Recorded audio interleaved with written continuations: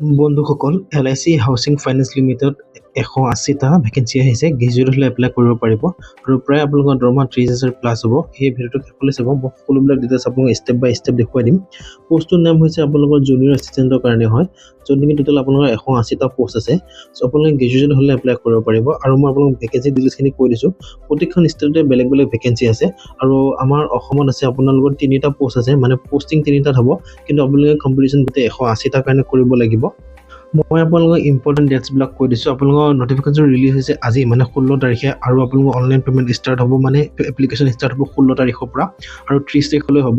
আৰু আপোনালোকৰ এক্সামিনেশ্যন হ'ব ফাৰ্ষ্ট উইক অফ জুনৰ ফাৰ্ষ্ট উইকত হ'ব আৰু আপোনালোকৰ কল লেটাৰ আহিব 7 দিনমানৰ আগতে, মানে আপোনালোকৰ কল লেটাৰ মে' মাহৰ লাষ্টৰ ফালে আহি যাব। এতিয়া মই আপোনালোকৰ চেলাৰীৰ কথা কৈছোঁ। চেলাৰী আপোনালোকৰ বেছিক পে' আপোনালোকৰ 20,000 পৰা ষ্টাৰ্ট হ'ব, মানে চিটি কেটেগৰী 1, 2 কাৰণে হৈছে, যেনেকৈ ধৰক আপোনাৰ আৰ্বান ৰুৰেলৰ কাৰণে হয়, তেনেকৈ আপোনালোকৰ চেলাৰী বেছিক পে' 20,000 হয়। চ' আপোনালোকৰ লাষ্টত গোটেই মান্থলি চেলাৰী বেলেগ এলাউন্সবিলাক এডিট কৰি কিনে, যেনেকৈ HR, আদাৰ বেনিফিটছ, মিল কুপন এইবিলাক এডিট কৰি কিনে আপোনালোকৰ চেলাৰী কমচে কম 40,000 প্লাছ হ'বগৈ।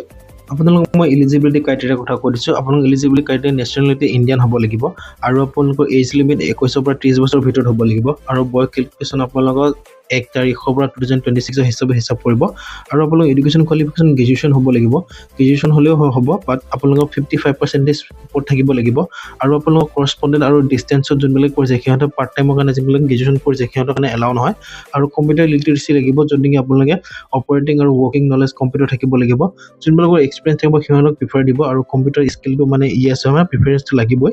আপোনাৰ চিলেকশ্যনৰ প্ৰচেছ কথা কৈ দিছোঁ। পোষ্ট নেমটো হয় জুনিয়ৰ এছিষ্টেণ্টৰ কাৰণে।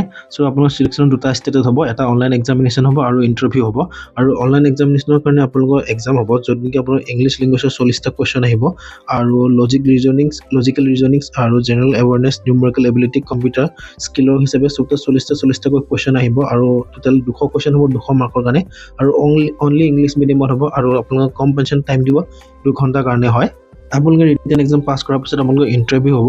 ইণ্টাৰভিউটো পাছ কৰাৰ পিছত আপোনালোকৰ ফাইনেল চিলেকশ্যন হ'ব, মানে ফাইনেল মেৰিট লিষ্টত আপোনালোকৰ নাম আহিব।